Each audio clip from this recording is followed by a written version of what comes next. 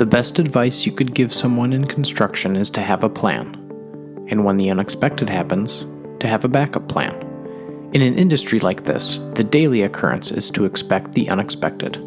So sit back, relax, and learn how these experts have achieved desired outcomes and what they are doing to prepare for a successful future. This is the Construction 2030 podcast. Here's your host, Shelly Armato. Another podcast 2030 talking about the challenges in construction. I'm the CEO and co-founder of My Smart Plans. We are a disruptive construction technology solution that is having fun discussing challenges that our potential clients experience. So I am interviewing today Bryan Jones. And so Bryan, will you just do a little introduction and give us the lowdown of your position?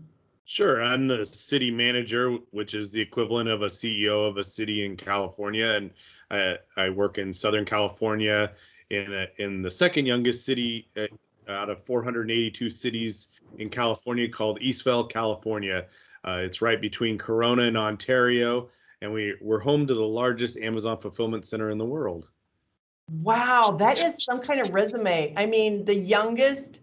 That would be like really great to put like the youngest city in California. That's so cool. The second youngest city. Okay, I have a problem of exaggerating, so we'll go with the second youngest. Yeah, I don't know. I'm just one of those. So anyway, well, so I sent out an invitation. We're speaking with city managers across the country. We just got a new city manager in Kansas City. His name's Brian Platt, which he is taking massive action. It is so amazing what he's doing. But what are some of the experiences that you have during the day that you're just like, okay, not again in the construction world? Well, you know, not the not agains, the finger pointing, it'll sometimes be the engineer's fault, the contractor's fault, the developer's fault, the consultant's fault, or the city's fault, and somewhere it's being held up in the process. And I think one thing that we always try to focus on is let's not have a blame frame game. Let's have an aim frame game. Our goal here is to get something constructed. So how do we get something constructed? Not point fingers at who's holding the process up or whatnot. And how do we really make the process focus on performance and results? And so it really takes a courageous, creative, and a collaborative results-focused mindset, which is one of our core values here of really delivering those kind of results for our contractors. And it was fun because just the other day, and I love it, we had a pool contractor come in, and he's like, I love your permit techs up at the front counter. They're amazing. They no nonsense. They get stuff done, and they have fun doing it, and they turn it around faster than any other city. And I'm like, these are words to my ears. And I said, would you mind repeating that on my iPhone so that we can share that? Because it allows me to highlight my team, but it also allows other people to hear the positive stories. And I think that's one of the things governments don't do very well is highlight their stories of success, because everybody's really quick to highlight our stories of mistakes. And I think sometimes mistakes are just proof we're trying. And then other times mistakes are proof that you're not giving or trying your best. And so we put on our wood beam as you walk in City Hall, exceeding Eastvale's expectations every day. And if you're walking in our doors, you're part of our Eastvale family, whether you're a contractor, an engineer, a planner, whatever, a resident, a business owner. And so occasionally people come in and say, you're not exceeding my expectations. And then I say, well, there's some fine print up there. And they're like, there's nothing else written up there. And I said, it's so fine, you can't see it. We just feel it. Some days we win, some days we learn, but we're always giving and trying our best. And I said, so today it sounds like I'm going to learn how to exceed your expectations and win tomorrow. And because we're always focused on being better tomorrow than we were today. So, and when we bring that mindset, there's a huge empowerment and engagement with our team, and our team is focused on serving the customers, and we're focused on serving our team. And so making sure, like, the first question that we ask in our one-on-one is, it's 4 simple words. How can I help you? Right. Is that 4 words? I think it's close to 4 words. I think we're close, yeah. Well, they have a place here in Kansas City, a barbecue place, And that's like, I mean, they live and breathe like, how may I help you? And it's kind of funny the way they do it, but I mean, that's it. That's what they say. How can I help you? I'm like, that's so good. It's such a model. How can I help? I think is forward. Yeah. So. That's So, excellent. And so that's really our mindset around here, and we're about being champions. And how often do you hear government agencies say we're a champion for our city? And maybe the Tampa Bay Buccaneers, but just kidding. I'm giving you grace. It's okay. Out here, people said, "Where's Tampa Bay?" But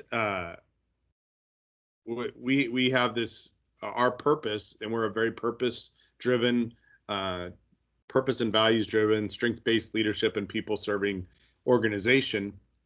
And our purpose is we champion experiences that engage, excite, and elevate our community with a focus on unity in the community. And I know Kansas City is really focused on the unity in their community as well. And your mayor is doing some phenomenal stuff back there with focused on unity. Our city out here is one of the most diverse communities in all of California. And that's saying a lot because there's a lot of diversity in California. However, we're not willing to settle on being the most diverse community. We're focused on being the most inclusive community, where every voice is heard, every face is seen, and everyone feels welcome and safe in our community. Whether you're a resident, a business owner, a construction worker, we want everybody to feel welcome and safe in our community and have a voice and be seen and heard. And so we really live that out, not only in who and how we hire people, but how we serve our customers. And so that's been a fun thing to really change government and do government differently. That is phenomenal. Like I've probably interviewed 15 people and literally not, but the thing that's beautiful about this is that you're not like saying it, you're like owning it. Like I own this. Like it starts with me. It starts with me. This is the way we're going to walk. This is the way we're going to talk. If there's a problem, we're going to resolve it and we're going to move forward. And I mean, that's so refreshing. I mean, you need to be on like every news outlet in the world. I'm sorry, but I'm really excited listening to you. Yeah. It was there was during the pandemic, the global pandemic, we shut down in California. The whole state of California shut down pretty drastically. However, we were starting to shut down businesses and whatnot, not as a city, but as a state and a county they were, and with the health departments. And we participated in the Flatten the Curve, and we participated in a few more weeks after that. But after a short period of time, we said, look, we need to be, our employees are disaster workers. Our employees are essential workers. We're here to run a city, and a city's made up of businesses and residents, and they still need services. And what we saw through the pandemic is we set new records for pool permits, solar permits, patio permits, outdoor barbecues, creating backyard oases because people's kids were out in school and they're like, oh my gosh, I need something to occupy my kids and run off some of this energy that they normally run off in recess and PE and their sports programs that were all shut down. Our parks were shut down. And so our families were looking at really creating their homes in their backyards, and they were investing in their communities and in their homes. And we had businesses opening and construction booming in our city. And we did a groundbreaking for a new 4.5-star, 4-story hotel with a rooftop bar and restaurant and conference and event center. By the way, it's our first hotel. So we didn't get one of those really inexpensive hotels as our first hotel. We got a really nice hotel, and people are like, well, and it's two of our residents that are investing in this hotel, right?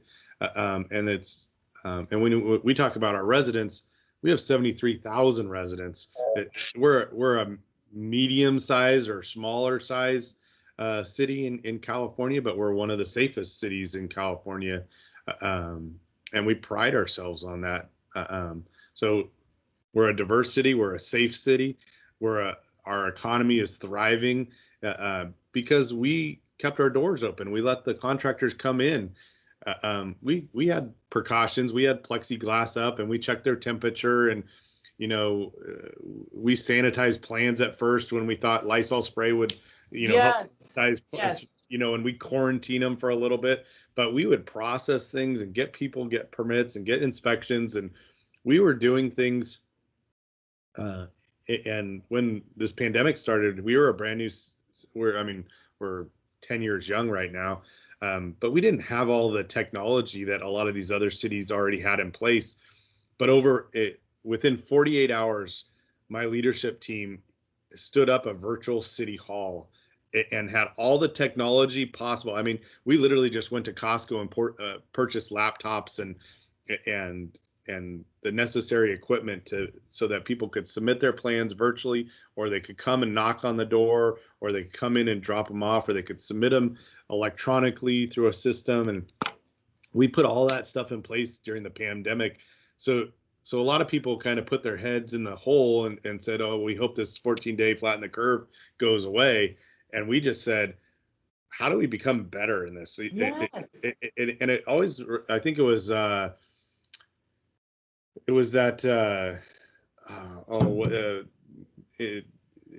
somebody in your neighborhood, Mr. Rogers used to say. Oh, yes, that would be a hard thing to remember. Yes. Yeah, Mr. Rogers used to always say, in challenging times, look for the helpers, right?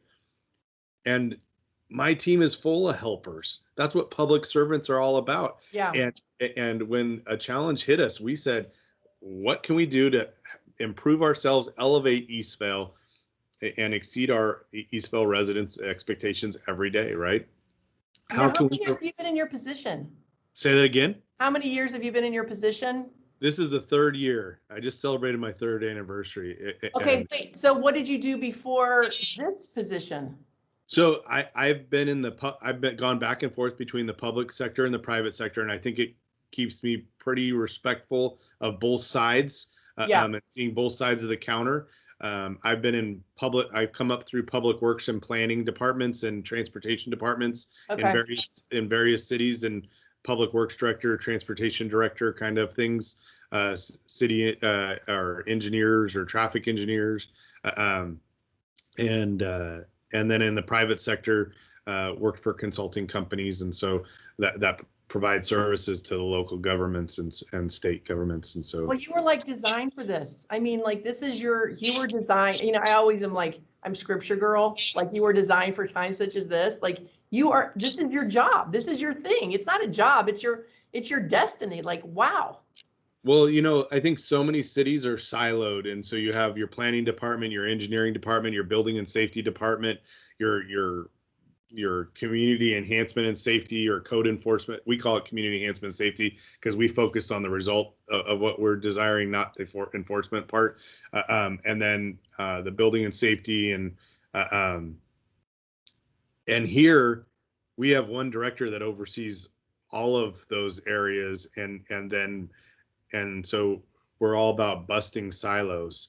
And so, okay, the engineering manager and the planning manager, you have to talk, you have to coordinate, you have to collaborate, you have to communicate, and then it goes to implementation. You have the inspectors and the building official, and you have to communicate as well. And so it's this whole chain of command, and our economic development ombudsman, so to speak, or ambassador is there to make sure projects go through the if you're through the process. But it's not about the process, it's about the performance and the results. And so so we start and we go, like, you can put information in a black box and then it's going to spit something out, right?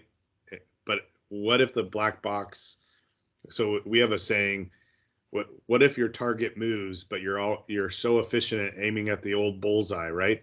And that's what a lot of governments are about, is they create a process for a certain bullseye, and then they hit that bullseye, but then the world never stops, and so it's always changing.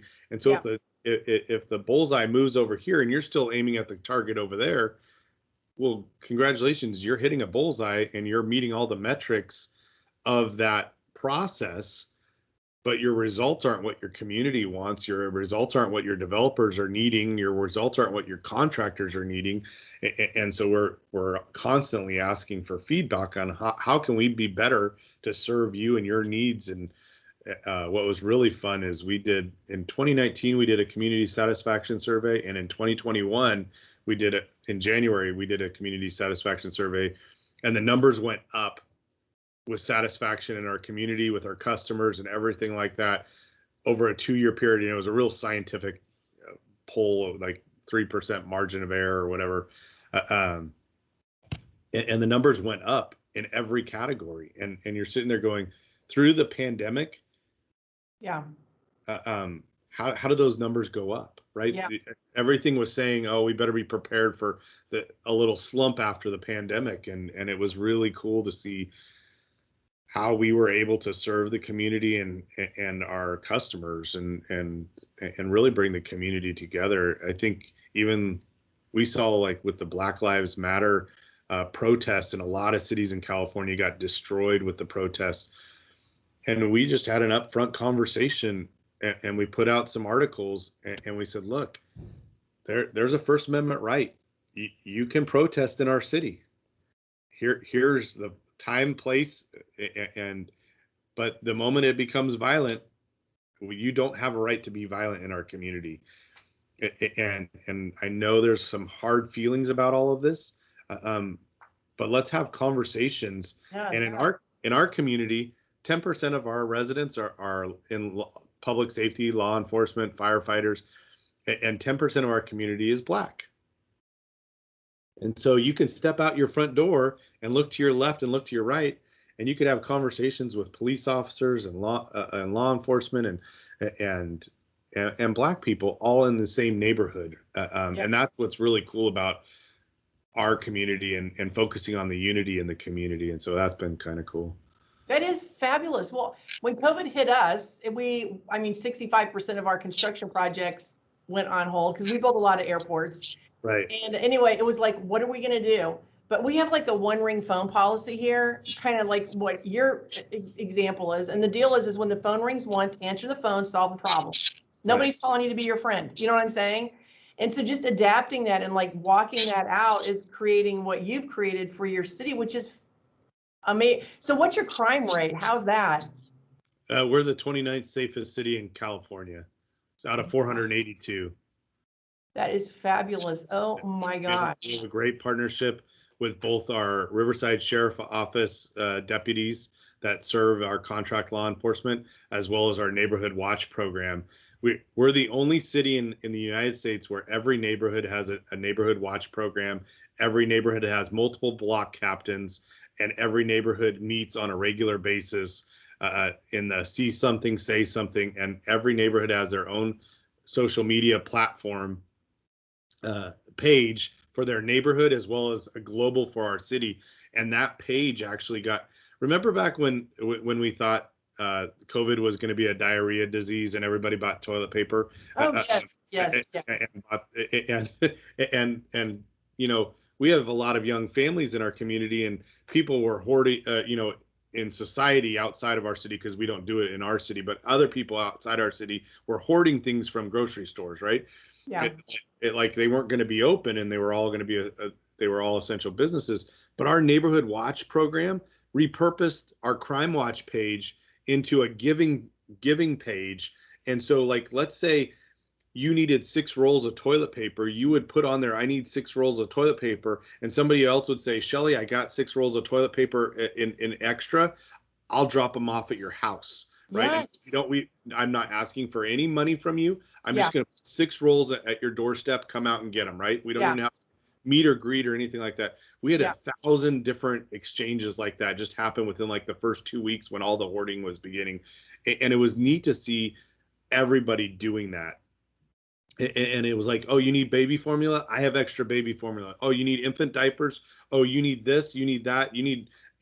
And everybody just kind of connected with who needed what on this page. And it was an amazing transaction. And then we saw our restaurants have to close down, and we're like, well, they still need to pay their employees and pay their rent. And and cover their expenses because they were shut down and their freezers were full of food or their refrigerators were full of food. And that's really hard on a business owner. So we got together with the chamber and we said, hey, let's get donations, but let's not just give the money to the businesses. Let's ask for gift certificates in exchange. And then we're going to hand out these gift certificates so that when the restaurants will infuse the cash when they need it the most. And then we're sending the customer back to them to buy. And hopefully that customer spends more than the $25 or the $50 gift certificate that we just gave that, person in need or the first responder or the doctor or the nurse or whatever we did. And so that was the really cool thing. And then we had a really generous donor named Amazon write a check for $10,000. And we said, well, oh my gosh, we have 1,000 seniors graduating from our only high school, Eleanor Roosevelt High School. We could give them all $10 gift certificates to businesses in our community by infusing this $10,000 check into the restaurant relief fund. And we created the gift certificates and then we gave them out to all 1,000 seniors. And so then the seniors take their families and use these gift certificates and it infused money into our local economy and our local businesses. And it made a huge difference on some people's lives, right? Yeah. Whether you were the cook, the kitchen help, the dishwasher, the front person, the owner, the person trying to pay the rent, or even the developer that owns the shopping center that needs the rent paid, right? And so, it had a ripple effect multiple times in our community, which was awesome to see. Wow. Okay. So it's like 30 minutes and I don't want to be infringing on your time, but I do have a question for you. Do you have a campaign manager? Do I have? No. I'm nominating myself. So no. I would like to nominate myself for your next political appointment. I'm like really good at solving problems because you have the most amazing outlook on life and you have the most, your energy is contagious. You have this ability to this is what we're going to do. If you don't like it, we'll talk about it later, but this is what we're going to do. Thank you. I love it. I love it. You've encouraged me. And here I sit every day managing all these projects. And sometimes I hear stuff that I'm like, oh, I do not want to hear this. Or I see things like discrepancies that I'm like, that's not a good idea, but you encouraged me greatly. So I would like to nominate myself to be your campaign manager. Well, I appreciate that, but I don't run for political positions. Okay. I serve politicians. And so, and I think for a lot of cities, I'm very blessed that I have a city council that works together. Yes. For the betterment of our residents and businesses. And they always put their residents and businesses first. And they put my teammates first as well, because they know by focusing and valuing my teammates, we are able to focus and serve the residents and businesses, right? And so I'm very blessed to be a CEO and a city manager in a city with a council that gets along, that it has a purpose that's bigger than their individual elected positions or selves. Yes. And we really do a great job of collaborating between the city council, the city manager, and the city team to serve our residents and community. And I think that's we're very fortunate, and I consider myself very blessed because not every city has a council that gets along, and you can see a lot of egos, or you can see a lot of what about me, or what about my district, or what about this, or whatever. Yeah. Our council really focuses on what's for the good of the entire city, and the entire city team, and so that's been really a blessing as a city manager. And so okay, so you denied me, right? I didn't deny you. You did. But there's no reason to look to go anywhere else okay. when you have a great team like this. Okay, well then I'll just be a champion cheerleader here in Kansas City with the Kansas City Chiefs and maybe the Kansas City Royals. I don't know. Our team's really good this year. Well, I'm a San Francisco Giants fan, so that's a problem. That is a problem. But yeah. We did do 2010, 2012, and 2014, and even made the playoffs in the 2016. We were an even year team there for a little while. I was at the game whenever they beat the Royals. Yeah. Oh yeah, it was 2014. I think that was 2014, wasn't it? Thank you. That says the person behind the scenes. I'm kidding. We all need one of those. Thank you. Yeah. No. Yeah. No.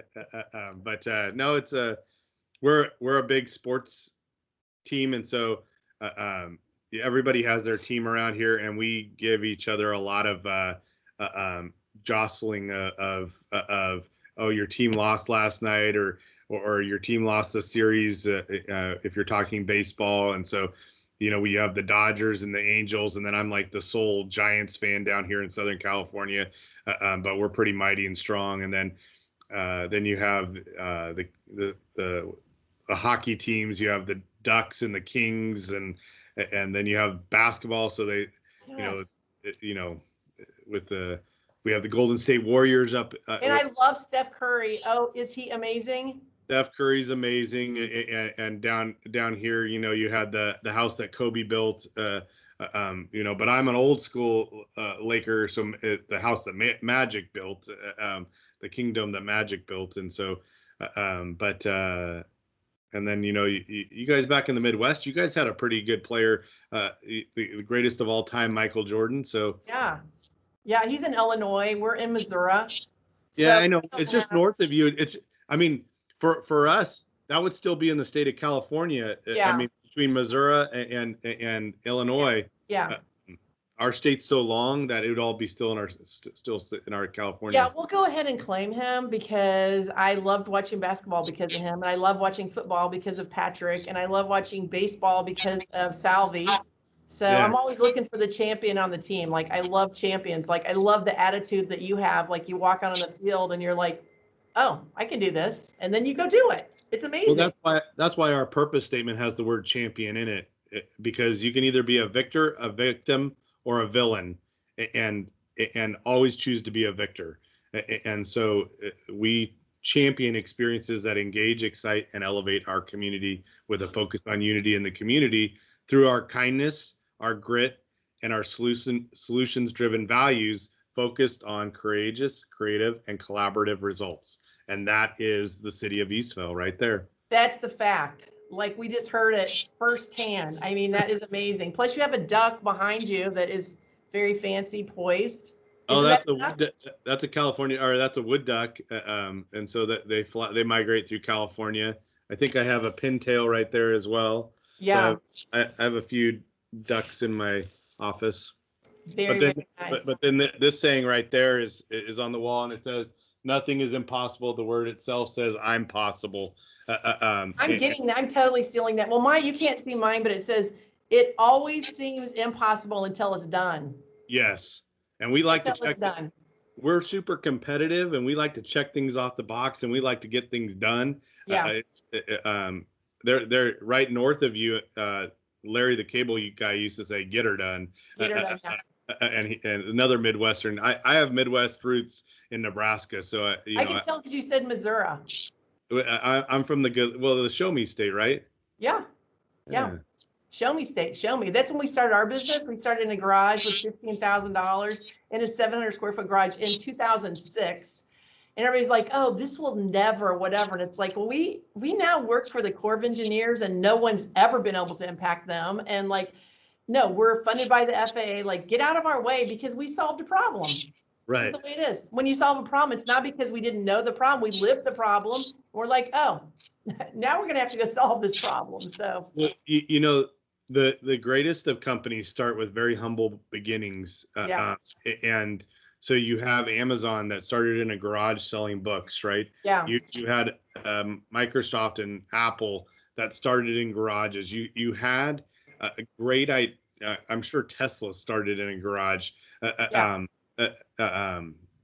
when you start with humble beginnings, and you're throwing a lot of purpose and passion and persistence and perseverance into something, anything is possible, right? Especially when you believe I'm possible, right? And so when you bring that I'm possible or we're possible to the equation, you can go much farther as a team than you can go individually. You can go really fast all by yourself, but you're going to be out there really alone. And so throughout my career, it's been learning hey, how do you bring the team with you, and help them be part of the solution, because you're stronger together than you are as individuals. And so 100%.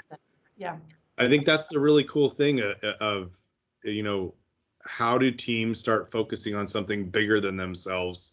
And a lot of times, when people get fear-based, they make decisions about me and how to protect me. Where when you become purpose-driven, when you become aim frame or goal-based, it's about what can we do. And so so you change that me to we by just flipping it upside down. And so sometimes when people start, that's where the joy is. yeah, Like joy is a non-commerce, like you can't buy joy, but yeah, you can live joy. So it's like living in this space of giving and loving. And I mean, it's the thing. For me, it's like the thing. Like joy is contagious. well, it's like Friday, I broke my foot. Oh no. And everybody's like, oh my gosh, are you okay? How are you feeling? Da, da, da, da. And I'm like, I broke my foot, I'm not dying, right? But I was on crutches for the first day, and I'm like, this isn't gonna work. And so my wife bought me for $100 on Amazon. I got there in 20 hours, a scooter that I kneel on, and I can whip around all the thing. I can actually walk faster on that scooter than I can walking, right? And I'm like, oh, I just picked up twice as much time in the day, right? Yeah, and it's like roller skates. Yeah. And so it's just turning obstacles into opportunities, and there's plenty of opportunities to turn obstacles into the opportunities every single day, hundreds of times a day. And if you could just do it like 1 or 2 times, you're doing it that much more than most people that are fear-based in this world. Yeah. Well, my vacuum's running outside my door because I have a client coming in tomorrow, and I'm going to kill Mark because I'm like, don't do this while I'm on the phone. But he knows that, like, when you walk into our space, like, it is the most amazing space because every person that walks in counts, no matter what they're here for. Every person counts. So anyway, that's my vacuuming. I don't even hear the vacuum. Well, I'm sure the microphone will probably pick it up, and they'll be like, okay, why did she vacuum? Well, because if you knew Mark, you would know Mark would know that, like, this place, we run this like a 5-star place. Like, you walk in, you're going to be treated like royalty. That's just the way it is. No matter what your capacity, even if you're the fire inspector, we're like, we love you. I mean, matter of fact, the fire inspector was just here, and they're like, you have some issues. We're like, oh, can you have a water? Just a second, we'll go solve that. But I mean, it wasn't an emergency, but I mean, we just treated them with respect, because imagine if we changed our world with respect. Imagine what would happen. Imagine you're living it, you're doing it, you're in the seat to do it. It's so amazing. Yeah, it everybody counts, everybody matters. Yeah. And you have to take the time to listen. But there's 4 I's to leadership. You have inform and instruct, and then you have influence and inspire. And so if you're having turnover problems, if you're having engagement issues with your teammates, you're probably informing them, instructing them on what to do in life. And that's treating people like human resources. Yeah. We changed our human resource department to our talent attraction and development team. And so we're attracting and developing talent. And so since we hire talent and we are developing talent, we have to influence and inspire them. And that's a whole different level of leadership. And we're challenging people. How do you influence and inspire others? Yeah. Well, you first have to get to know what motivates them, what inspires them, what gets them excited, what are they passionate about, but what are their strengths? And so we did the strength-based leadership, and we learned about what everybody's top 10 strengths are. And so, I have an employee that's super competitive, so we make everything a competition for him. And occasionally, which thing did you use to do that? Do you remember? These are the circles right here where, it is that we use the Breaking the Chain consultant firm. And which is what's the platform that we use for that?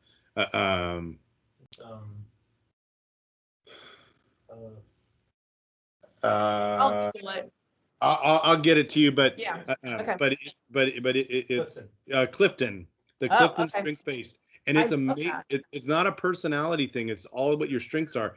And if you fill out the questions perfectly, and we did this with all of our entire city. So I'm about ready to get like a big D-sized engineering sheet that's going to be glossed with every single one of my teammates and their strengths. And so let's say we have something that really needs to be some strategic thought. I'm going to look up there and I can see who are my strategic thinkers on my team. And maybe I need to have some of those on this decision-making thing. Or wait, this is a people-oriented decision-making. Who are my people-oriented relationship people on the team, right? Or, oh, wow, we're going to really have to influence and inspire this. How do we influence and inspire something? Or we need to execute. Who are my executors, right? And the thing is when people are working in their top 10 strengths, they're more effective, more efficient, more engaged, right? All E's, right? And the really cool part is when people are working in their strengths, they do well and they have more joy in their life, right? And so there comes all the way back to your joy thing of how do you have a more engaged workforce? You allow people to work in their strengths and utilize their strengths to the best of their ability, and then they develop that momentum. And as a result, they move in the direction of their potential and truly thrive. And that's when you have a team rocking and rolling, and that's what's fun. But we're a city that is still in a storefront because we haven't built our city hall yet. And so we're in a shopping center in a storefront. It used to be Styles for Less or something like until they went out of business. Their slogan was so trendy, so you. I remember when we took out their changing room to expand our council chambers. But that was kind of fun. But that's fabulous. Yeah. Okay, I'm going to let you go because I know I kept you 15 minutes longer than I anticipated. But I want to thank you. What you're going to say something? Is it about? It was a blessing to talk with you. And I'm sorry about your Chiefs, but maybe Patrick will come back this year. Oh, he's come back. Oh yeah, I want to be in the front row. Like, hey, Patrick. Okay, have a great day. Thank you again so much. Thank you. Thanks. Have Bye. a good day. Bye-bye.